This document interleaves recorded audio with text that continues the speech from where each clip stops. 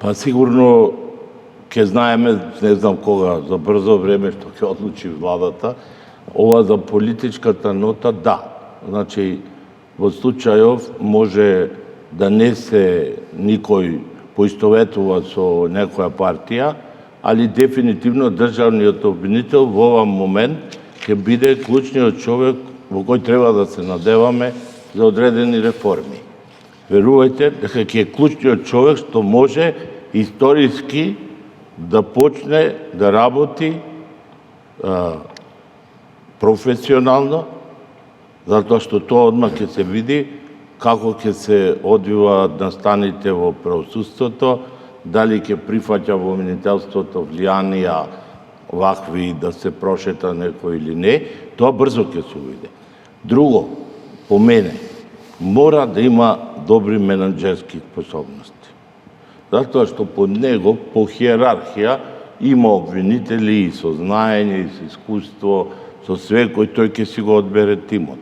Но тој пред се треба обвинителството да го стави, да не зависи потполно од буџетите на владата или да моли за пари, бидејќи сум бил подписник на буџет и знам што значи, кои се пречките за да одиш напред, ако некој те ограничува во буџетот. Вие без буџет добар, вие не можете ни една реформа да направите.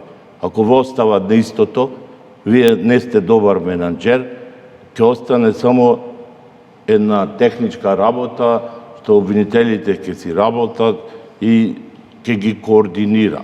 Затоа мислам дека пред се е тоа многу битно и да не потпаѓа под влијанија во смисол да има обиди, тој треба да ја покаже својата независност.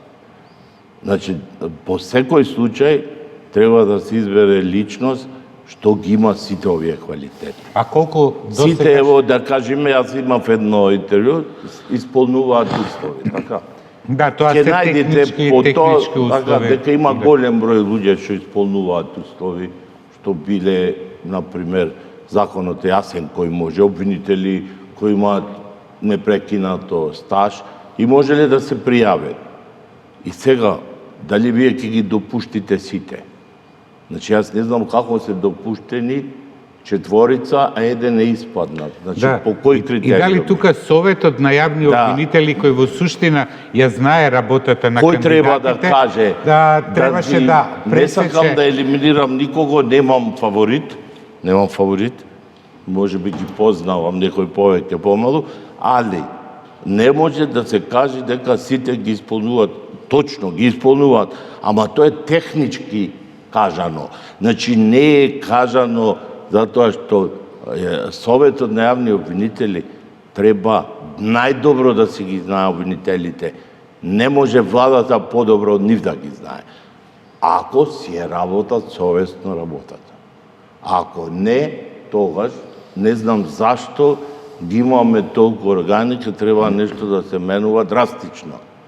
Ето, например, драстично. Што би било драстично?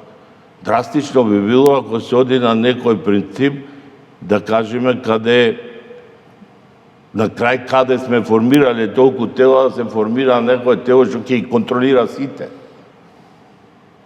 Сите што ќе ги контролира. Да, во случајот Советот на јавни обвинители. Ама вистина треба да се контролира, верувајте. Значи, кај сте толку трошат пари за формирање Совет на обвинители, Совет за ова, Совет за она, во ред, значи овдека неминовно е, не под владата, некој независно тело, кое на вистина, ако има волја, ќе се усогласат партиите во парламентот, да ги контролира сите, поиштејќи во таква ситуација сме, како треба да е принудна управа еден вид.